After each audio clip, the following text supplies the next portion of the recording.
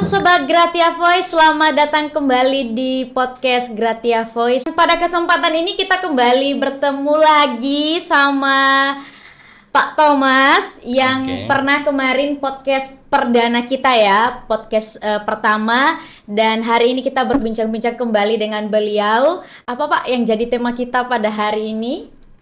Oke, Devi, sebelum kita bicara tema ya, terima kasih karena sudah diundang kembali dan selamat bertemu teman-teman Gratia Voice.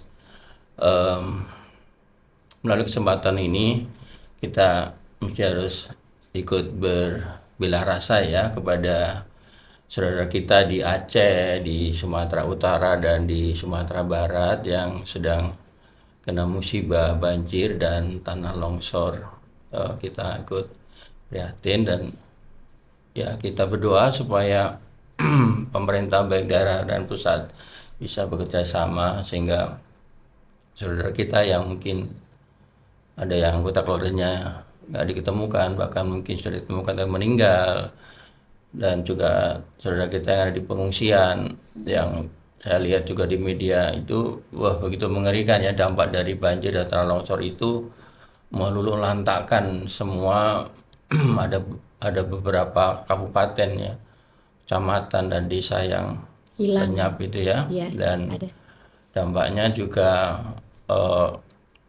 lalu lintas darat ya terputus total, komunikasi juga terputus. Itu sungguh sangat memprihatinkan. Jadi saya tidak tahu, mungkin di momen Natal ini ada saudara kita yang tidak bisa merayakan Natal seperti kita yang ada di Jawa ini. Jadi kami ikut berbela rasa saudara, dan percayalah Tuhan beserta saudara. Jadi Devi, kalau kita bicara tema apa hari ini, karena ini momennya Natal, maka Pak Thomas mau sampaikan berita Natal di Eden. Luar biasa. Kalau kemarin kita sempat membahas di episode sebelumnya tentang inkarnasi Yesus Kristus ya, kenapa Yesus lahir di dunia, gambaran tentang itu. Hari ini kita lebih memperdalam lagi membahas tentang berita Natal di Eden. Nah, untuk tema ini kita langsung bahas saja, Bapak bisa langsung menguraikan kepada para penonton kita. Apa sih berita Natal di Taman Eden itu? Gratia Voice yang diberkati Tuhan, umumnya kan kita mendengar ya, kita tahu bahwa berita Natal itu pertama kali diperdengarkan oleh para malaikat kepada para gembala di padang penggembalaan ya. Misalnya dalam Lukas pasal 1 ayat 10 itu ya, bahwa jangan takut karena aku memberikan kabar sukacita besar bagi seluruh bangsa, dikatakan hari ini kan gitu ya. Telah lahir juru selamat Kristus Tuhan di kota Daud. Nah itu memang benar, itu berita yang digaungkan oleh malaikat kepada para gembala pada waktu di padang penggembalaan. Namun sebetulnya Alkitab mencatat jauh sebelum itu berita Natal itu sudah digaungkan di Eden ketika manusia Adam dan Hawa jatuh dalam dosa. Dan disitulah Tuhan menyatakan tentang bagaimana penyelesaian dosa ke depan itu. Sehingga sebenarnya ketika kita merayakan Natal itu sebenarnya kita merayakan kegenapan dari apa yang dikatakan Tuhan dalam Kejadian 3 ayat yang ke-15. Menurut Bapak dari nubuatan Kejadian 3 ayat 15 ini, apa yang menjadi alasannya secara spesifik nubuatan tentang ini? Apakah benar-benar menunjuk kepada kelahiran Tuhan Yesus? Karena di ayat itu nggak tertera secara langsung ya. Mungkin banyak pertanyaan. Makanya ya kalau berita Natal itu yang orang tahu sekarang ini ya cuman yang malaikat beritakan kepada para gembala yang ada di padang rumput. Nah, ya, Devi bisa bayangkan dan teman-teman Gratia Voice bisa perhatikan bahwa di Kejadian 3:15 itu kan kayak semacam terjadi sidang ilahi gitu ya, di mana Tuhan sedang menyidang gitu, ada Adam, ada Hawa, ada ular gitu. Lalu Tuhan berfirman kepada ular, aku akan mengadakan permusuhan antara engkau dan perempuan ini, kan gitu, antara keturunanmu dan keturunannya. keturunannya perempuan maksudnya akan meremukkan kepalamu dan engkau akan meremukkan tumitnya, kan gitu. Iya. Nah, eh, ini memang sebetulnya berita Natal yang menunjuk kepada kelahiran Yesus Kristus gitu. Kenapa? Perhatikan secara gramatikal kita bisa melihat kata keturunannya atau keturunan perempuan itu kata keturunan itu kan dari kata serah, artinya itu benih, ya. Itu dalam bahasa apa, Pak? Bahasa Ibrani kata Ya, bahasa Ibrani. Serah Isa, keturunan perempuan. Ya. Artinya benih ya. Ya. Ini kan sebetulnya sesuatu yang memang anomali linguistik namanya ya. Sesuatu yang tidak lazim gitu. Umumnya yang namanya keturunan itu kan laki-laki ya. Iya. Keturunan Adam, keturunan Abraham, Ishak, Yakub dan seterusnya. Tapi di sini secara spesifik menunjuk kepada keturunan perempuan, benih perempuan. Nah, sehingga dengan demikian sebenarnya kita bisa melihat sepanjang sejarah Alkitab itu kan mana ada sih seseorang yang lahir karena benih Perempuan saja. perempuan. Tidak ada kan, karena pada umumnya kan manusia itu lahir dari benih laki-laki, ya kan. Tetapi keturunannya ini menunjuk kepada seseorang yang akan lahir bukan dari benih laki-laki tetapi dari benih perempuan. Nah, pertanyaannya kan siapa manusia yang lahir yang bukan dari benih laki-laki? Manusia yang lahir dari benih perempuan selain Yesus Kristus. Itu Devi. Itu tidak menunjuk yang lain selain Yesus Kristus. Walaupun para penafsir mengatakan konteks dekat itu menunjuk pada Set. Tapi Set bukan benih perempuan, Set benihnya Adam gitu. Dan seterusnya. Ya. Berarti satu-satunya yang dari benih perempuan itu adalah Yesus Kristus itu Iya, sendiri. betul. Baik. Apakah Bapak bisa menunjukkan ya bukti-bukti dalam perjanjian baru? Kalau kita lihat tadi ya kejadian itu di perjanjian lama. Nah, apa bukti-bukti dalam perjanjian baru terkait bahwa kelahiran Yesus Kristus itu merupakan penggenapan dari yang kita bahas tadi? Oke. Kalau kita lihat dalam teks perjanjian baru ya Devi, ada beberapa kali kejadian pasal 3:15 itu digemakan dalam perjanjian baru. Sebagai contoh misalnya yang pertama, kepada Maria ketika Gabriel menemui Maria kan, nah engkau yang dikaruniai oleh Tuhan gitu kan, bahwa engkau akan mengandung dan melahirkan seorang laki-laki gitu kan. Lalu Maria kan bingung, bagaimana mungkin ini terjadi? Aku belum bersuami kan gitu. Lalu malaikat berkata, ya, Roh Kudus akan turun atasmu dan kuasa Allah yang Maha Tinggi akan menaungi engkau. Lukas pasal 1 ayat 35. Dan anak yang kau lahirkan itu disebut kudus, anak Allah. Jelas di situ dikatakan bahwa Maria tidak mengandung karena laki-laki. Jadi artinya Maria mengandung karena Roh Kudus. Maria bisa mengandung bukan karena dari benih laki-laki tapi dari benih ilahi di situ. Jelas itu yang pertama. Nah, sebenarnya Lukas 1 ayat 35 itu Devi bisa diperdalam lagi, nanti mungkin next time ya kita bisa pertajam lagi. Lalu kepada Yusuf dalam Injil Matius pasal 1 ayat 20 misalnya. Waktu itu kan dikatakan bahwa Maria ini sedang bertunangan dengan Yusuf, tetapi Maria ini mengandung. Nah, sebagai tunangan Yusuf kaget dong. Loh, dia mengandung dengan siapa gitu loh. Padahal saya ini belum ngapa-ngapain, kira-kira begitu ya. Lalu Yusuf berencana untuk menceraikan dengan diam-diam. Mengapa pakai istilah menceraikan? Karena memang budaya Yahudi pada masa itu orang yang bertunangan itu kalau membatalkan pertunangan harus memberikan surat pembatalan, itu namanya cerai gitu. Nah, kemudian dalam kondisi seperti itu malaikat Gabriel menjumpai Yusuf dalam mimpi.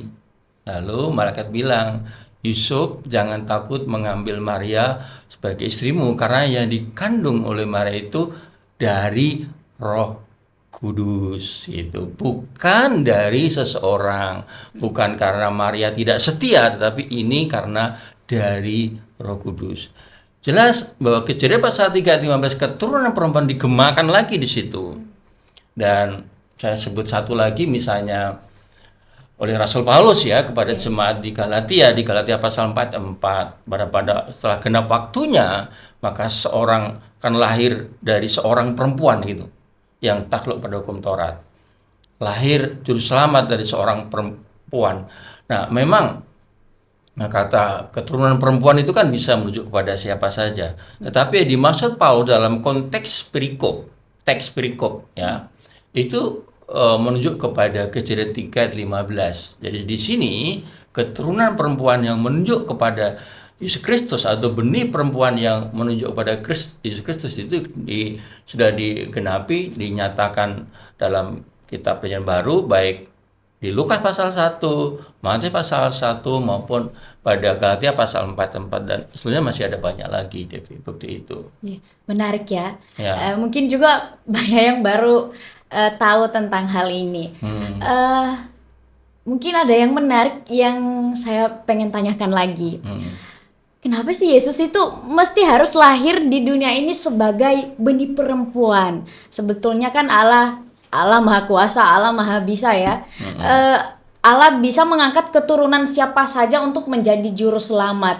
Dan mengapa di teks Kejadian 3 ayat 15 ini secara spesifik ya harus menunjuk kepada Yesus Kristus? Banyak yang mungkin menyalahpahami, kok bisa loh Maria melahirkan tanpa suami, bahkan juga banyak yang tidak percaya kalau itu dari Roh Kudus. Nah, itu. Wah, ini pertanyaan yang super ini, Sobat Sola Gratia Voice ya. Devi dalam teks Kejadian pasal 3:15 itu kata keturunannya itu dari bahasa Ibrani hu ya, itu promina maskulin ya. Itu sebenarnya adalah bicara tentang maskulin tunggal. Itu artinya bahwa keturunannya ini adalah bukan menunjuk kepada semua orang, semua keturunan, juga tidak menunjuk kepada semua perempuan, tapi itu spesifik, khusus. Karena katanya itu menunjuk kepada tunggal, ya maskulin tunggal. Nah, siapa? Ya itulah Yesus Kristus, karena tidak ada yang lain. Yang tadi kan secara pertama benih perempuan itu kan. Maka tidak mungkin itu menunjuk kepada sembarang keturunan, itu juga tidak menunjuk kepada sembarang perempuan. Itu pasti adalah wanita yang mendapat karunia ilahi tadi, yang dinaungi oleh Allah yang Maha Tinggi gitu. Sehingga anak yang dilahirkan itu disebut kudus, anak Allah begitu. Lalu yang berikutnya itu juga ini terkait dengan syarat mengapa harus benih perempuan gitu kan? Iya, syaratnya. Nah, karena ini sebagai syarat penebus. Kan kalau disebut dengan benih perempuan itu artinya Yesus Kristus itu tidak berdosa dan tidak dapat berdosa. Jadi seorang juru selamat itu syaratnya harus bersifat impeccability, tidak berdosa dan tidak dapat berdosa. Dan setiap orang yang lahir dari benih laki-laki itu pasti berdosa. Hanya keturunan perempuan, hanya benih perempuan saja yang tidak berdosa. Coba, apakah ada manusia di dunia ini yang dari benih laki-laki yang tidak berdosa? Firman Tuhan katakan semua orang telah berbuat dosa, gitu kan? Dalam Mazmur pasal 51 ayat 7 misalnya, jelas dikatakan, dalam kesalahan aku diperanakan dan dalam dosa aku dikandung ibuku. Jadi tidak ada seorang pun di dunia ini yang lahir dari benih laki-laki yang tidak berdosa. Hanya Yesus satu-satunya yang lahir di muka bumi ini yang tidak berdosa, karena dia adalah benih perempuan, benih ilahi. Begitu, maka disebut sebagai kudus anak Allah, kan begitu. Itu masalahnya. Dan kan tidak ada manusia di dunia ini yang tidak berdosa. Siapa? Mau nabi, mau rasul, mau nabi yang pertama, nabi pertengahan, nabi yang terakhir sekalipun, tidak ada yang tidak berdosa. Semua berdosa. Sehingga tidak mungkin mereka memenuhi syarat sebagai Juru selamat. juru selamat itu. Baik, di Kejadian 3 ayat 15 mungkin bisa ditampilkan di layar nanti ya, Iya. ayat-ayatnya.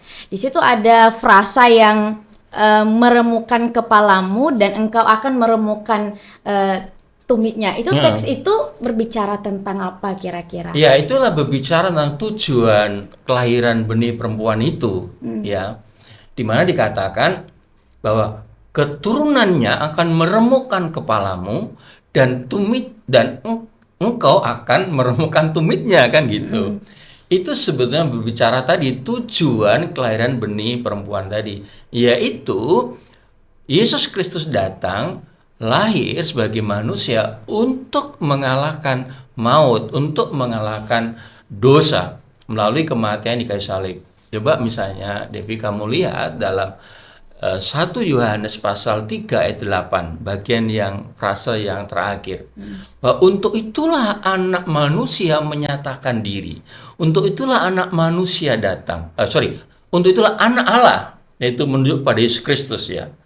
Menyatakan diri atau datang, yaitu untuk membinasakan kuasa iblis, untuk membinasakan kuasa dosa. Membinasakan itu pakai istilah membatalkan kuasa dosa. Itu bicara meremukkan kepala si ular itu. Ya, kematiannya lalu dia bangkit, kan, itu bicara kemenangannya. Lalu bicara meremukkan keturunan ular itu akan meremukkan tumitnya, itu bicara bahwa Markus pasal 10 ayat 45. Anak manusia datang bukan untuk dilayani, melainkan untuk melayani dan untuk mati, memberikan nyawanya gitu kan, bagi semua orang. Itulah sebabnya yang namanya juru selamat itu memang harus mati, tetapi dia harus bangkit. Kalau dia hanya mati saja, Kejadian 3:15 tidak terpenuhi. Ya. Makanya dia mati dan harus bangkit. Karena kebangkitan itu bukti kalau dia meremukkan kepala ular itu. Artinya dia mengalahkan kuasa maut gitu. Berarti ayat ini ada juga kaitannya dengan karya penebusan yang Iya, dilakukan jadi oleh sebetulnya Yesus Kristus ya. yaitu Natal, berita Natal sekaligus berita Paskah sebetulnya. Oh, terkait benih perempuan ini, apakah ada makna teologis yang signifikan ke karya penebusan Yesus Kristus? Ya, itu tadi makna teologis yang sangat signifikan ya, bahwa yang namanya juru selamat itu ya, yang akan meremukkan kuasa iblis itu ya harus orang yang tidak bercacat, benih perempuan. Ingat kan, bahwa artinya Yesus lahir sebagai pribadi yang tidak berdosa dan tidak dapat berdosa, yang istilahnya dalam kristologi itu impeccability. Coba kalau kenapa sih Yesus harus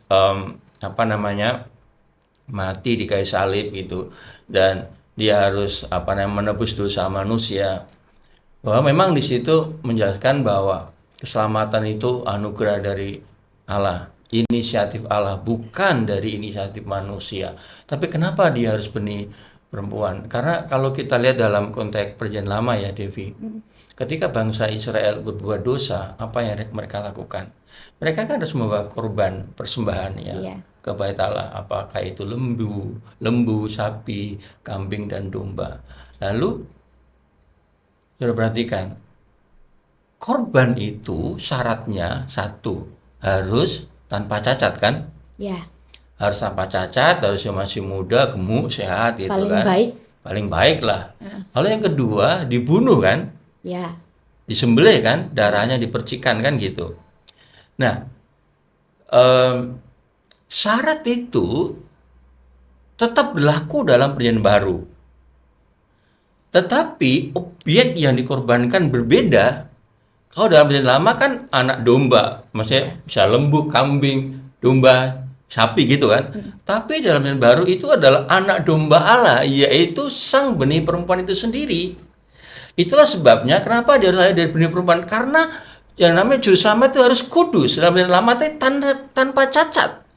Kalau Yesus Kristus itu ada sedikit saja noda dosa, maka dia tidak layak jadi juru selamat. Dia tidak layak jadi penebus. Bahkan kematiannya di kayu salib itu ya sia-sia.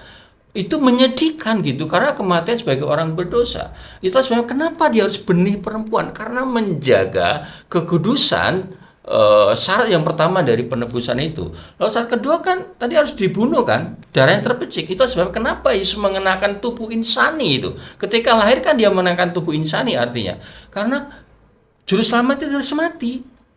Jadi yang mati di kayu salib itu bukan ilahi tapi kemanusiaannya. Maka Paulus mengatakan apa? Yesus Kristus mati dalam keadaan sebagai manusia. Karena syarat penebus itu kan kudus dan harus mati, dan itu digenapi secara sempurna dalam pribadi Yesus Kristus. Jadi Yesus Kristus sendiri yang memenuhi ya Iya. syarat standar sebagai juru selamat manusia. Ya, itu sebenarnya dalam kitab Ibrani katakan sekali untuk selama-lamanya. Yesus mati sekali untuk selama-lamanya. Karena apa? Korbannya penebusannya sudah memenuhi syarat-syarat sempurna dari apa yang menjadi ketentuan Allah, tidak diulang lagi gitu. Iya. Jadi Yesus yang menggenapi itu semua yang dilakukan di perjanjian lama tadi ya. Yang dinubuatkan dalam perjanjian lama. Yang dinubuatkan di perjanjian lama dan Yesus sudah menggenapi itu di perjanjian baru dan kita bisa nikmati sampai sekarang ini. Iya, betul. Ya, terkhusus orang yang percaya saja kepadanya ya, Pak. Baik, bagaimana pandangan Bapak tentang Kejadian 3 ayat 15 ini? Apakah ada bukti dukungan pengakuan dari bapak-bapak gereja kita? Iya. Sebelum saya ke sana, Devi, sebetulnya kan kelahiran sang benih perempuan ini kan tidak hanya untuk orang percaya ya. Sebetulnya kan karena kan semua orang telah berbuat dosa dan kehilangan kemuliaan Allah. Artinya kelahiran sang benih perempuan ini juga sebetulnya diberitakan kepada semua orang dan juga disediakan kepada semua orang. Benih perempuan yang sudah mati di kayu salib 2000 tahun yang lalu menebus dosa manusia itu juga disediakan bagi semua orang. Jadi sebetulnya ini juga berita bagi dunia ya. Berita bagi dunia. Nah, baik, apakah ada dukungan dari tokoh-tokoh gereja, bapak-bapak gereja terutama? Ya, Devi, ada. Paling tidak sebutkan ada 4 ya bapak gereja. Ada Irenaeus, lalu Justinus Martin, Tertullianus, lalu Agustinus. Memang mereka versinya beda-beda ya statement, tapi intinya sama. Bahwa Kejadian 3:15 mereka meyakini keturunan perempuan itu adalah Yesus Kristus. Dan perempuan itu menunjuk kepada Maria sebetulnya. Jadi Kejadian 3:15 itu menurut bapak-bapak gereja tadi, Irenaeus, Justinus Martin, Tertullianus, Agustinus, itu ya menunjuk kepada kelahiran Yesus Kristus dan juga kematian Yesus Kristus di kayu salib. Dan melalui bapak-bapak gereja inilah istilah protoevangelium itu ditekankan atau dideklarasikan dan juga dipatenkan. Ya, bapak-bapak gereja inilah yang kemudian memberikan istilah protoevangelium, yaitu kabar sukacita yang pertama kali muncul dalam Kejadian pasal 3 ayat 15 ini, Devi. Ya, berdasarkan teks ini juga kira-kira apa yang menjadi pesan bagi gereja sekarang ini yang sedang akan merayakan Natal nanti pada tanggal 25 Desember? Ya, oke, Devi. Saya coba dalam Kejadian pasal 3:15 itu membagi menjadi 3 bagian ya. Jadi ini berita Natal bagi dunia, kabar sukacita bagi dunia. Kejadian 3 ayat 15 itu yang pertama sebenarnya bicara tentang permusuhan itu diberitakan. Kan dikatakan, aku akan mengadakan permusuhan antara engkau dan perempuan ini, gitu kan. Antara keturunanmu dan keturunannya. Nah, itu artinya dari awal itu memang dosa itu menyebabkan manusia dan iblis itu bermusuhan. Kan bermusuhan antara engkau dan perempuan ini gitu ya. Itu artinya bahwa memang manusia tidak boleh bersekutu dengan iblis karena itu musuh ya. walaupun kadang manusia begitu mudah ya berkompromi dengan iblis ya. Memakai. Padahal sebenarnya Tuhan udah bilang itu musuh gitu loh. Iblis itu musuh kita gitu kan. Iblis itu musuh kita gitu. Dan itulah sebabnya juga bahwa sepanjang sejarah dunia iblis itu selalu memusuhi manusia. Coba perhatikan. Tuhan Yesus pernah berkata kepada murid-muridnya, aku mengutus engkau bagaikan domba di tengah-tengah serigala. Berarti kita ini kan memang sehari dalam medan peperangan kan, Devi? Betul. Betul kan? Serigala itu kan bicara tentang kuasa kegelapan, bicara tentang setan dan seterusnya ya. Lalu Petrus juga ingatkan dalam 1 Petrus pasal 5 ayat 8, sadarlah dan waspadalah. Karena lawanmu si iblis berjalan keliling gitu kan, seperti singa yang mengaum-ngaum mencari kesempatan ya, orang-orang yang bisa ditelannya. Artinya kita ini 1 kali 24 jam itu berada dalam lingkaran pertempuran dengan si jahat ini. Itulah sebabnya Rasul Paulus kepada jemaat di Efesus katakan, kenakanlah selengkap senjata Allah. Karena lawan kita bukan musuh kita itu bukan darah dan daging, tapi roh-roh di udara. Maka kita harus mengenakan selengkap senjata Allah. Terutama adalah pedang roh, yaitu firman Allah. Supaya kita bisa mengalahkan kuasa si jahat itu. Tetapi berita gembiranya teman-teman, bahwa setiap orang yang ada dalam Kristus, sebenarnya kita sudah menang ya untuk bisa mengalahkan kuasa jahat itu. Karena Tuhan berfirman, roh yang ada dalam dirimu itu lebih besar daripada roh dunia ini. Jadi sebenarnya ada jaminan ya, karena Kristus sudah meremukkan kepalanya. Rasul Paulus bilang pada jemaat Korintus, singa itu seperti singa ompong, nggak ada taringnya lagi. Memang soalnya keras tapi nggak ada taringnya, paling ya apa ya itu saja. Jadi ada kuasa yang luar biasa. Berita permusuhan itu sudah disampaikan di awal. Ya, kalau hari ini kita mengalami sakit penyakit, penderitaan, kesulitan, ya itu memang sebetulnya area perperangan kita dengan si jahat itu. Tapi kita harus berkemenangan. Lalu yang kedua, Devi, bahwa juru selamat diberitakan, keturunannya yang tadi kita bahas, benih perempuan itu lahir sebagai juru selamat yang akan membebaskan kita dari kuasa si jahat itu, yang akan memenangkan kita, bahkan sudah memenangkan kita dari peperangan itu. Lalu berita yang ketiga, kemenangan sudah diberitakan. Keturunannya akan meremukkan kepalamu dan engkau akan meremukkan tumitnya. Itu bicara kemenangan sang benih perempuan. Yang tadi sudah saya jelaskan, bicara kematian Kristus kayu salib menghancurkan kuasa maut. Itu sebabnya ketika kita merayakan Natal, saudara, ya kita sedang merayakan kegenapan dari Kejadian 3 ayat 15. Dan ketika kita merayakan Natal, jangan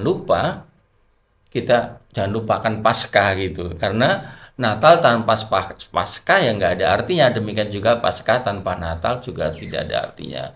Kan dulu sempat muncul sebuah perdebatan, penting nggak sih, mana lebih penting, merayakan Natal atau Paskah gitu. Ada orang bilang Paskah dong, karena Paskah itu bicara kematian Kristus kayu salib. Bagi saya dua-duanya penting.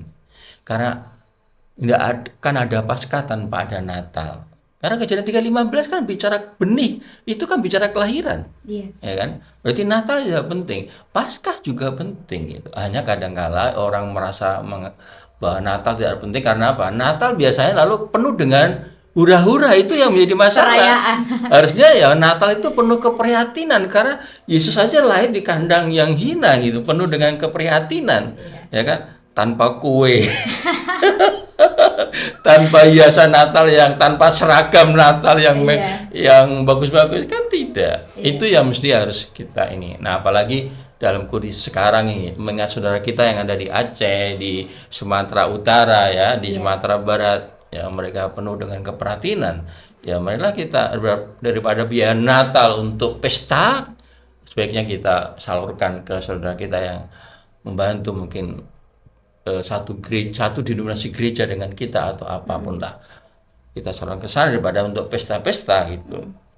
Jadi kalau Natal jangan lupa Paskah, jadi sukacita jangan lupa juga penderitaan, gitu. Jangan lupa juga sederhanaan gitu. Dan Natal ini juga mestinya harus menjadi momentum ya, dorongan bagi gereja untuk memberitakan kelahiran Sang Juru Selamat, kelahiran Sang Benih Perempuan yang akan menghancurkan kuasa dosa itu, Devi.